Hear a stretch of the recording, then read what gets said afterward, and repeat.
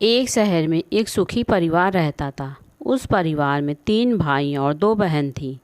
उनके माँ बाप उन पांचों से बेहद प्यार करते थे, मगर बीच वाले बेटे से थोड़ा परेशान थे, क्योंकि बड़ा बेटा पढ़ लिख कर वकील बन गया और छोटा बेटा भी पढ़ लिख कर पुलिस अफसर बन गया था।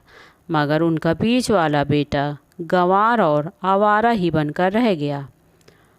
अब उनके दोनों बेटों ने वकील और पुलिस अफसर ने भी शादी भी कर ली थी, और कुछ महीनों के बाद ही उनकी बेटियों की शादी भी एक अच्छे घराने में हो गई थी। मगर बीच वाला बेटा अभी भी कुंवारा इधर उधर घूमता ही था। वो बिल्कुल अनपढ़ था और कहीं पर मजदूरी कर छोटा सा काम करता था। इसलिए उसे शादी के लिए कोई भी लड़की नहीं मिल रही थी, और उसके माँ बाप उससे बहुत परेशान हो चुके थे। अब जब भी उसकी दोनों बहनें मायके आती तो पहले वो अपने वकील और पुलिस वाले भाइयों से मिलती थी, मगर बीच वाले भाई से वो बहुत कम मिलती थी, क्योंकि वो उसे ज़्यादा पैसे नहीं दे पाता था। लेकिन फिर भी वो अपनी बहन से बहुत प्यार करता था।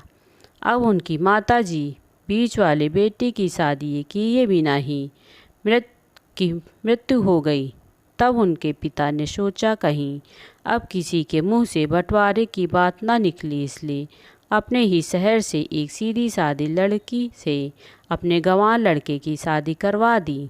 शादी होते ही ना जाने क्या हुआ, अनपढ़ बेटा मन लगाकर काम करने लगा और पहले से कहीं ज़्यादा मेहनत भी करने लगा।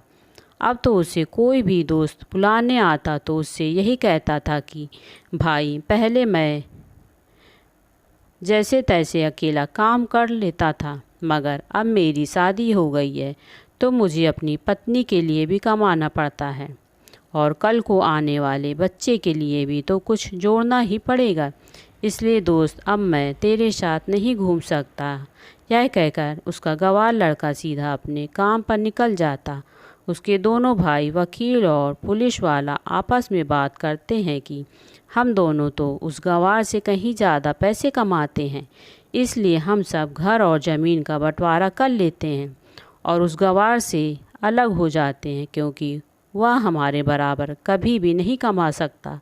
इसलिए उन दोनों भाइयों ने अपने पिताजी के लाख मना करने के बावजूद भी बंटवारे की तारीख तय कर दी, और उन्होंने अपनी बहनों को भी बुलवा लिया और अपने गंवार भाई से भी कह दिया कि आज तू अपने काम पर मत जाना, क्योंकि हम सब आज घर और ज़मीन का बंटवारा करेंगे। उसी वक्त उसके बहनें भी आ जाती हैं।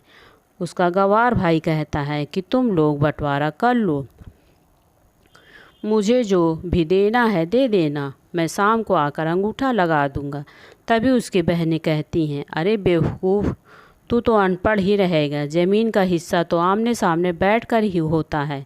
तभी उसके दोनों भाई को उल्टा सीधा कहते हैं। तभी उसके पिताजी भी उससे कहते हैं कि बेटा, आज तू काम पर मत जा, बंटवारा तेरे सामने ही होगा तो अच्छा ही है। उसी वक्त वकील भी आ जाता है। तभी वकील कहता है कि आपका सारा हिस्सा मिलाकर 10 बीघा ज़मीन है और आपका घर।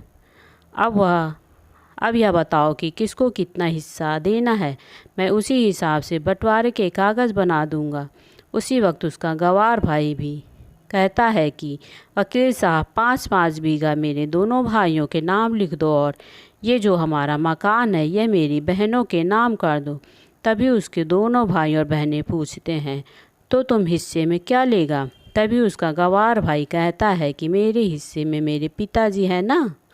और तभी वह अपनी पत्नी की तरफ देखकर मुस्कुराते हुए कहता है कि क्या मेरी प्यारी पत्नी, क्या मैंने गलत कहा क्या? गंवार की पत्नी अपने ससुर के पैर छूकर कहती है कि पिताजी से बड़ी वसीयत क्या होगी मेरे लिए। और उसी वक्त उसका गंवार पति भी अपने पिता से लिपट जाता है। गंवार बेटे बहू ने ऐसे प्यार में ज़मीन जायदाद के बंटवारे को एक सन्नाटे में बदल दिया। बहनें अपने गंवार भाई के गले लगाकर रोते हुए कहती हैं कि मुझे माफ़ कर दो भैया, मैं आपको समझ नहीं सकी। तभी उसका भाई कहता है कि मेरी प्यारी बहनें, जिस घर में जितना अधिकार हमारा है उतना ही अधिकार तेरा भी है। और रही बात बंटवारे की, तो बंटवारा नहीं करने से हमारा जीवन रुक तो नहीं जाएगा। क्यों करते हैं हम बंटवारा? क्या हम एक साथ मिलकर नहीं रह सकते, जैसे हम बचपन में मिलकर रहते थे? एक साथ मिलकर रहने को कहते हैं एक अच्छा परिवार, और अच्छे परिवार को संभालते हैं पिताजी। तभी उसके दोनों भाई भी बहुत शर्मिंदा होते हैं और बंटवारे के सभी कागज़ फाड़कर फेंक देते हैं। खुशी खुशी अपने परिवार के साथ मिलजुल कर रहते हैं। धन्यवाद।